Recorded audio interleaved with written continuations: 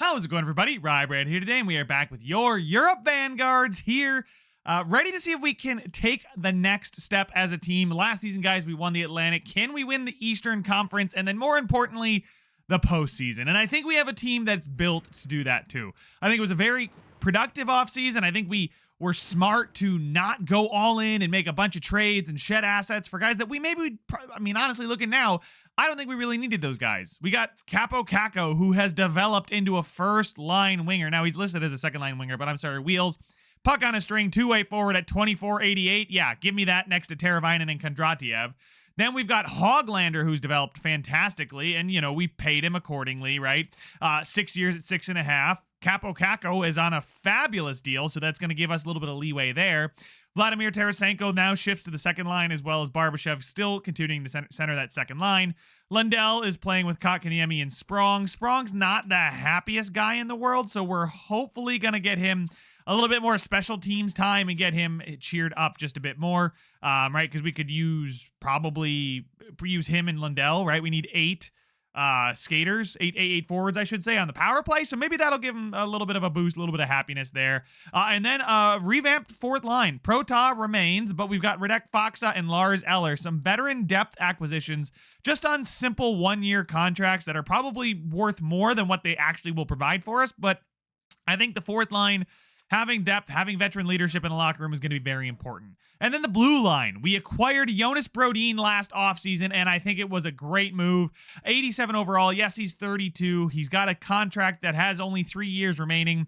He's got those X factors that is fantastic and is going to allow Boqvist to really shine on the offensive end. Korobov continues to develop, and he's going to play with Romanov, and then OEL and Eric Chernak are going to be our third pairing, and that's kind of just an embarrassment of riches there. In goal, it's still going to be Philip Gustafsson, who has developed after his spectacular season last year. Really broke out in a big way, right? Here in Minnesota, he played less than half the games, was tremendous. Then we acquired him in the expansion draft. He was okay. Again, that was the season we were not looking to compete, but still, 3.55 goal against average is not good. Last season, he was tremendous. I mean, you can see just the turnaround. The whole team turned around in just one season. So we are ready to get it going here. Yanni Hakanpää and AJF, Axel Johnson Fjallby are scratched players. So I'm really excited to get this season started, guys. Let's jump into the simulation. My goal is, again, to win the Atlantic, and I think we can do it without some kind of late season heroics. I want to be a dominant team through and through all season. And again, we can always switch up the lines. We've got a lot of flexibility here with these players, but the +5 for these guys up top, Kondratiev and Kakko, could just be a fantastic 1-2 punch for a long time to come. So let's go ahead, see if that comes to fruition here in the simulation. All right, and here's the big thing that I was worried about. Anton Lundell, just through the start of the season, is now complaining about his ice time. He's only playing 14 minutes, which I feel like is, not enough for a third liner, but he's playing, on the power play. I think he's power play 2. He's penalty kill line 2. Like, he's getting special teams minutes. He's on the third line. I just really don't see myself being able to give him more ice time right now to bench somebody else. There's really nobody above him that I could look to slot down in the lineup and they'd still be happy. So I've got a convincing chance to persuade Anton Lundell here. I like the line he's playing on currently. He's a team player and beautiful. He is going to gain that management morale, but that is something we do have to be aware of throughout the season. And just like that, Vladimir Tarasenko is not happy with second line ice time where he's playing 15.5 minutes. I'm going to hit him with the same persuade. I like the line you're playing on. Like, as a team, I think oh gosh, he's a team player, but he does think the team is better with me playing more minutes a night. All right, I'm gonna disagree, because I don't want to promise and break the promise and then be forced to trade Vladimir Tarasenko. That's not what I want to do. So I'm gonna actually stop the sim. You guys get oh my god, Barbashev now.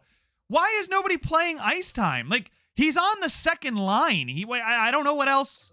I don't know what else I can do. I mean, he's playing 14.5 minutes a night, but like, are we just crushing our first line?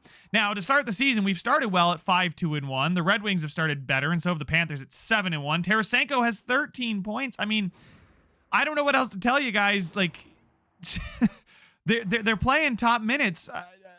Teuvo Teravainen here is playing 20. Wow, we are really riding that first line. Look at, and then, yeah, I mean, 14.5 minutes isn't enough for Barbashev. And then 13 minutes for our third line. But our coach does like to roll all 4 lines, so that's probably why he's not crushing the 4th line's minutes. But Tarasenko is up here. Kondratiev, I guess maybe, yeah, Sprong is back up to an 84. So maybe I think what I want to do is potentially move. Wait, is Tarasenko not on the? No, Tarasenko is. Oh my God, Barbashev is 2. But maybe I move. Oh no, Barbashev isn't. Oh my God, that's what it is. Barbashev needs to be playing over Jesperi Kotkaniemi without a doubt. Where is Barbashev technically a left wing, right wing? Is he already out there? Am I just missing him? Power play 1. Kondratiev. Yeah, where the hell is Barbashev? How do I get Barbashev in here? Ivan Barbash. There he is. I guess he's a left wing, and I just must have missed him. Barbashev, flip you for Sprong, I think, because I want Barbashev playing that first line minutes. Because Capo Caco's on that second pairing because he's your second power play because he's getting top minutes, right? We're kind of switching it up, but man, a +5 here on this first line power play. So hopefully things continue to go well. But I mean, that's really what I can do. Maybe I move Barbashev up in the penalty kill conversation too, because he is a good 2-way forward. Vladimir Tarasenko, I don't think I want to move him up in the penalty kill, but you can see there's Foxa, Lundell. Maybe instead of Eller, we will play Barbashev, and there we go. We'll play Barbashev with Lundell on penalty kill 2. Foxa, I mean, he's doing what he needs to be doing there. I mean, is he winning faceoffs? Because that's why he's here. He's here to win faceoffs, not put up points. He's not really winning faceoffs, which is a little bit disappointing considering he's got really good faceoffs. We do get a +5 on the penalty kill though, so our special teams should look good. Let's get up a few games through the Toronto game here. See if everybody's ice time starts to really, I don't know, normalize, I think is the right word that we would say here. A 4-3 win over Pittsburgh, a 4-3 win over the Columbus Blue Jackets, and a 4-1 loss to Toronto sees us, you know, what is it, 3 points behind the Red Wings, who have started out incredibly. We're tied with the Panthers. We're 7-3-1. I really can't complain. So let's go ahead, go up basically another month here. Let's just see if we can, you know, it's too early. It's 11 games into an 82-game season. It's way too early to draw too many conclusions, but I do think the ice time was something I needed to assess, and look at that. We're doing really, really well. Pick up a point there against the Islanders. We do beat Buffalo. We lose to Philly and lose to Montreal. That's gross. We destroy Detroit. Lundell is now sorry for how he's playing out there. Lundell, could you just focus on the hockey thing? I believe in you. Like, just go do it. Come on, man. I'm tired of talking to you. Like, listen, my door's open. Oh, my God. Vladimir Tarasenko wants to speak about his ice time concerns. Again, 15, 16 minutes a night. I mean, okay, good. He is going to accept that. Wow, we have a lot of just unhappy players right now with their ice time. And now Capo Caco is upset with his abilities. Wow, how he's playing. He's not certain he can snap out of this. I guess maybe I move him down. Oh, my God. Now Barbashev. What is going, coach? Jesus, coach, can we stop playing the top line 20 minutes? Like, can we maybe play the lines 2 and 3 at all? Like, good Lord. I mean, we're winning, right? It's good. We're winning games, but I mean, I'm kind of tired of talking to everybody about this. We're still second in the division, so things are going really, really well. Capo Caco's now down to an 87. He's listed as a second line forward, so maybe Tarasenko getting the +5. He'll be happier about his ice time. I mean, Sprong's now an 84 again, so he's much happier, I guess. I mean, the third line is tremendous. They're a +5, +10.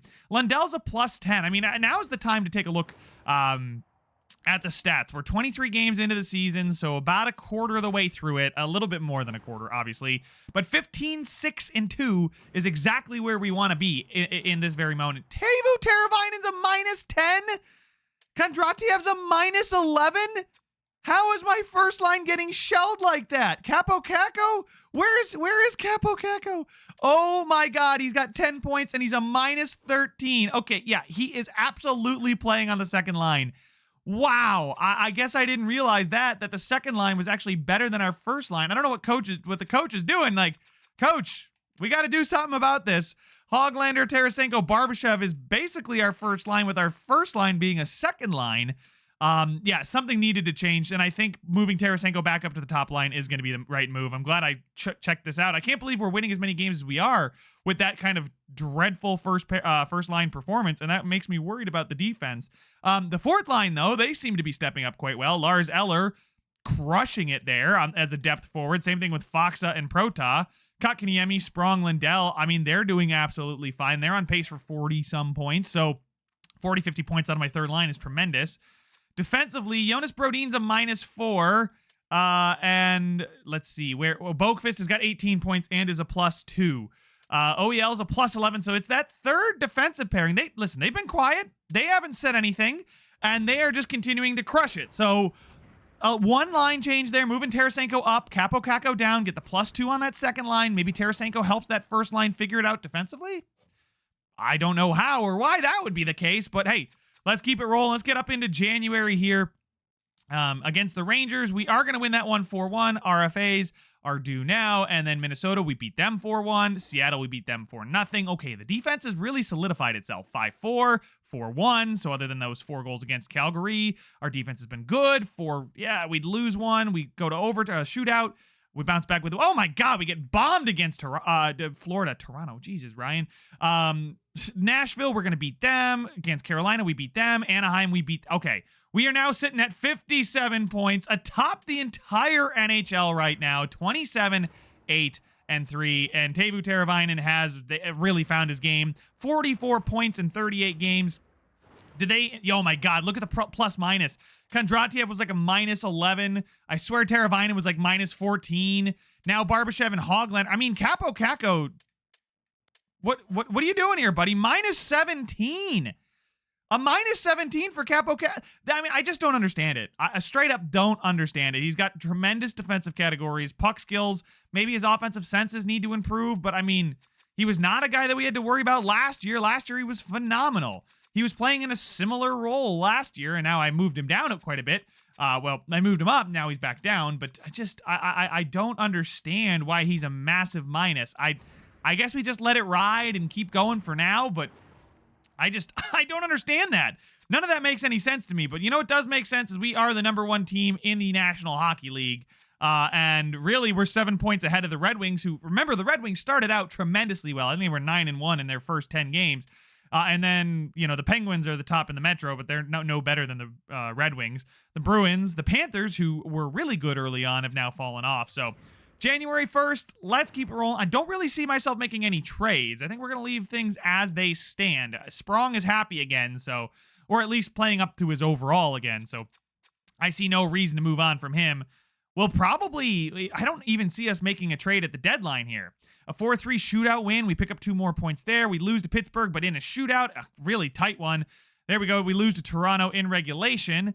The Golden Knights have fired their head coach. Bad loss there to St. Louis, but we bounce back with 2 wins. Dallas, we lose to them again. They are a very good team, though. We lose in a shootout to the New York Islanders. We lose in overtime there to the Sharks.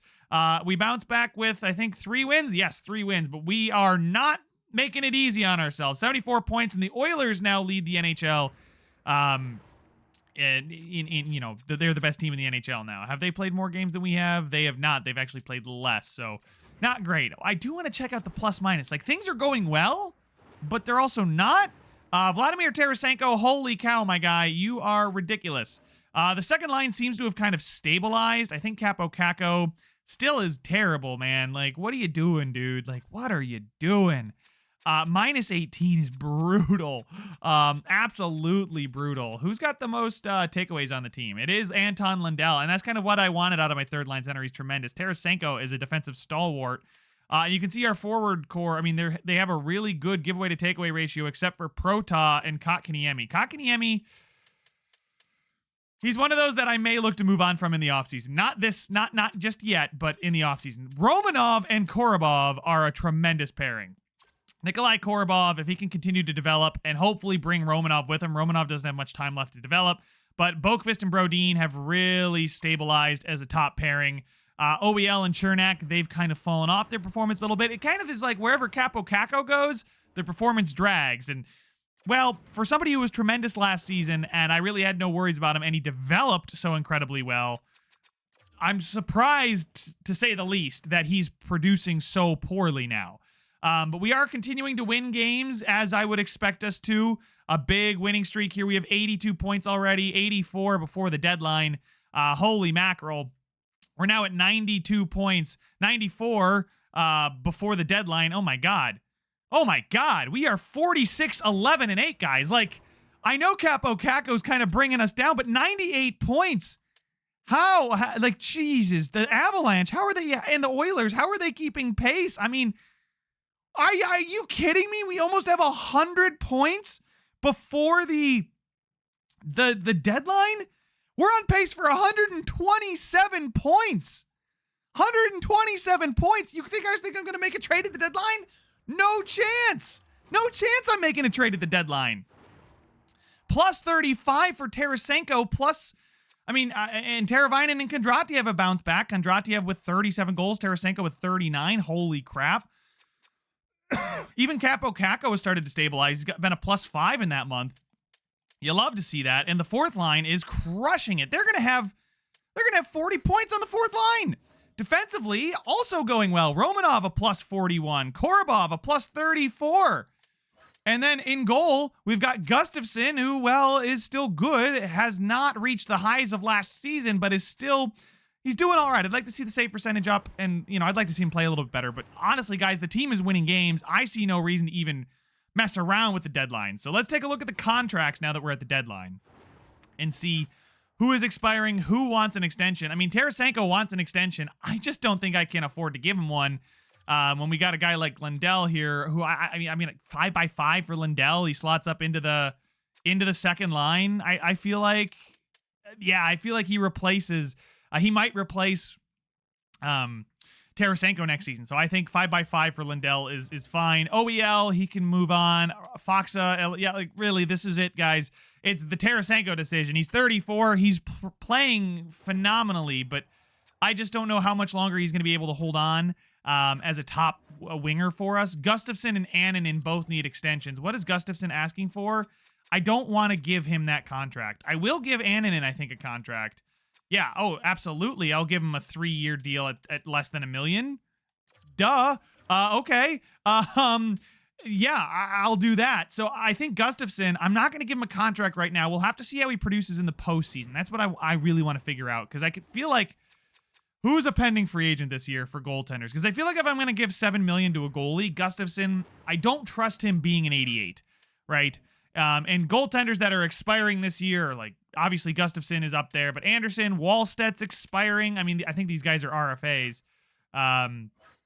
Yeah, UFAs. Yeah, Gustafsson is the #1 goaltender. Maybe we'll have to swing a trade, but, you know, a guy like Ingram here, Connor Ingram, if he makes it, or Georgiev, or Skinner, I don't think that I mean, obviously, Gustafsson is not doing anything right now to prove to me that he is a $7 million goaltender. He's got a .908 save percentage and a .276. That is as average as it comes. There's no need to go out and spend $7 million on a goalie that's going to produce average results. I feel like I can put just a standard goaltender back there, or maybe we make a big trade for somebody in the offseason, but I feel like for now, it'd be smarter not to give him that contract. So here we go. I'll be a conservative buyer. I don't really see us making any moves at the deadline. I mean, really, how do we improve? Do you go out and get a Linus Ullmark here? There's no potential trades found. I mean, this is just top 10 players, but I'd like to see, like, any goaltenders. Yaroslav Askarov? He's got he's the kind of guy that I would give the stuff to. I would do that. Goaltenders, Gustafsson. How about 1-for-1? Yaroslav Askarov.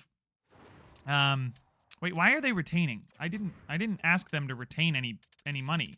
Okay, I guess they were just proposing retention, and I'm not going to say no, but I mean, it's $3 million more for a goaltender who's only 23. He's got last stand, and he is Russian, right? So I'm thinking that this could be the move. I mean, he's playing the backup role there in Nashville. I kind of want to do this deal. It's rejected. Wow, you've actually failed to meet both our value expectation and our trade block needs. Wow, okay. Nashville, go ahead and continue to be 26 and 30. What do I care? I don't want Shane Gostisbehere. Not for Capo Caco. I mean, Capo Caco, though, has been like an anchor on the team, although I guess not, because we have 98 points at the freaking deadline. Yaroslav Askarov, now, all of a sudden, we have a potential trade for. It'd be Capo Caco straight up. But Chernak, Sprong, and a third.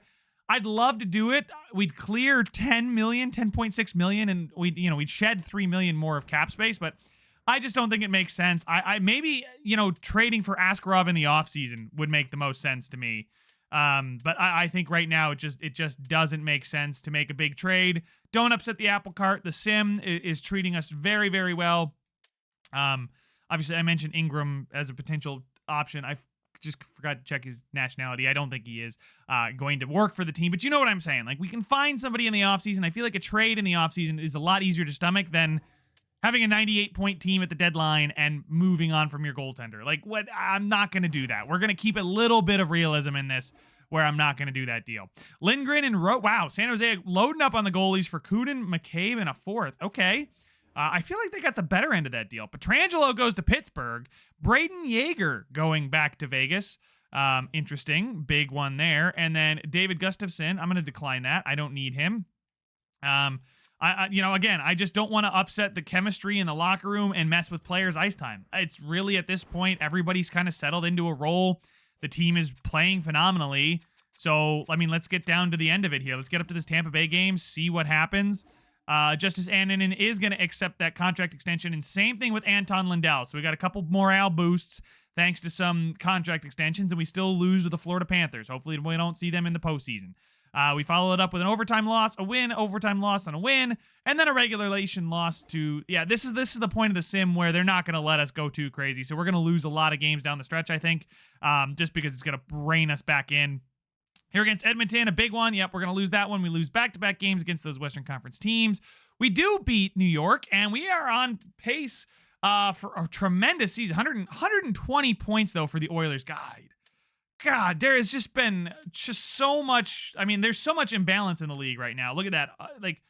Every division is just so top-heavy. There's 3 teams and a bunch of mid. This is 3 teams and a bunch of mid. We have... Okay, I guess the Atlantic is, of course, our freaking division, is the only division with a little bit of parity. 6 teams with 90 points. 4 teams here in the Metropolitan. So the East is by far the better of the 2 conferences, although I might be able to say that the Western Conference has the better teams. Although I would say we're right up there with the Oilers, so we'll see. We just don't have a McDavid. We do in Kondratiev. Anyway, let's get up through this Tampa Bay game and Philly, reassess what we're going to need over the last 2 games to potentially... clinch. Yeah, I think we've already clinched. We've clinched the Eastern Conference. So just like that, guys, we have clinched the Eastern Conference. We are the best team in the NHL. Well, no, in the Eastern Conference, not in the NHL, unless, oh my God. Oh my goodness. We could be the best team in the NHL. All we need is a point against the Washington Capitals, who are, just basically done. And against the Capitals, we win in overtime. And there we go. We are the #1 team in the NHL. And we have clinched it. We have clinched the President's Trophy. I love that. You love to see that. 122 points, though, guys, is crazy. Now, let's take a look at the season. I think everybody has played their games. They have. We do end up winning the President's Trophy with 2 more points, thanks to an additional 2 overtime losses. Only 25 total losses on the season. The regulation wins weren't quite there, so a head-to-head tie, it would have been Edmonton, but man, oh man, guys, did we do well. We scored 3 fewer goals than them, but still 3.9 goals for per game is the second best in the league. Wow, the Oilers with 2.62 against. Now, we weren't bad at 2.98, so we had fewer than 3 against, which is good enough for the 5th best in the NHL, but the Jets, Canucks, Avalanche, and Oilers, wow, the Western Conference is defensive. Holy mackerel. The power play percentage for us, you can see we came in 5th, 24.1%, and I'm hoping the penalty kill percentage is pretty good too, 83.7%. Yep, there it is. I think that's 7th. Yeah, 7th in the league on the penalty kill. That's phenomenal. We were unstoppable at home, 31-7-3. Maybe it's that whole Europe thing. Is home ice advantage, and we still did well on the road too. Over the last 10, the Penguins were the hottest team. They came in on a scorcher, but we're right up there, 7-3-0, tied with the Oilers and the Red Wings for some of the hottest teams coming into the postseason here, guys. Honestly, what a tremendous season this has been. And then, how about Teuvo Teravainen? I think I'm burying the lead here in the fact that he had 106 points. Yeah, I expected him to be a 90-point guy. Did not think he'd be a 106-point guy. Tarasenko and Kondratiev both coming in with 90-plus points. 49 goals for Kondratiev, 47 for Tarasenko. Kondratiev continuing to be a tremendous player. Hoglander, 30 goals again, 71 points. Barbashev finished on a +1. Let's stick with the forwards. Anton Lundell was our 6th best forward. Daniel Sprong as well. And Capo Caco definitely had a regression season, like without a doubt. His worst season as a Vanguard. I mean, I guess plus minus was a little bit better, but considering the team was the number 1 team in the NHL, I would have expected a lot better from a guy like Capo Caco. Now with the X factors and everything, just would have expected better. Lars Eller on the 4th line, 40 points. That is fantastic. Him and Radek Faksa. So whatever I'm doing there on the 4th line, guys, I think I'm going to continue to do it. Kotkaniemi, Prota are the last 2 guys to touch on here. They were fine, nothing tremendous, but really the only minus was Capo Caco. So really interesting to see about that one. Jesper Boqvist, not going to win an award, but I really am impressed with him. 59 points. Brodin with 45, 22 point, plus 22 and plus 29. The middle pairing of Romanov and Korobov, 26 points and 13 points, but in the plus 30s. Did Korobov develop at all? He's up to an 81. Could be more Al, but he still grew a little bit. And then the bottom pairing of OEL and Eric Chernak. I mean, they're still doing fine with their happiness, so I will take it. And then in goal, I put my faith in Gustafsson. Didn't really reward me. His goal against average went up, although his save percentage remained pretty much neutral. So honestly, this is about what I expected from the guys. Just a little bit more from Capo Caco. But let's take a look at how we did across the entire NHL. We are not going to win the Art Ross. That is Connor McDavid with 123. Nathan McKinnon is right on his heels, and I think he's going to win. Nope, David Pasternak's going to win the Rocket Richard. 62 goals for David Pastrnak is crazy. Kondratiev was up there, and then obviously we have, tied with Bedard, was Vladimir Tarasenko, so a tremendous season nonetheless. Assists, Teuvo Teravainen did lead the NHL in assists, so he fed either Kondratiev or Tarasenko, and they just dominated. Best plus minus in the NHL was Zach Hyman, as well as McDavid, and then Leon Draisaitl. So those 3 have to be playing on a line. Blue liners. Who was the best blue liner of the season? It was Quinn Hughes, Erik Karlsson right behind him, Cale Makar, Adam Fox, Morgan Riley, Evan Bouchard then. So those are all the guys that have about a point per game. Obviously, Boqvist had a tremendous season. 29 goals for Erik Karlsson. Holy mackerel. He was shooting tremendously well. Then, in goal, it's probably going to be Stuart Skinner, but let's take a look here. Save percentage is Thatcher Demko with a 919. Goal against average is Stuart Skinner. So, I don't know. You guys in the comment section, let me know. Would you have Demko or Skinner win the Vezina? I think I'm going to go Skinner because of the goal against average is crazy. I know the save percentage isn't quite as good, but he had more shutouts. He did get more wins. Now, that's kind of a team stat, but I don't know. Demko did face a lot more shots. So he only allowed 7 more goals. Oh, that's a tough one. I really don't know which way I lean on that one, but let me know your thoughts down in the comment section, guys. Gustafsson, I guess was the, 5th best goalie in the NHL when it comes to goal against average. When it comes to save percentage, he was pretty average, so I really do think that the goal against average is more of a teams thing, and then the save percentage, I don't know. Not too impressed by him despite his tremendous ranking in goal against average.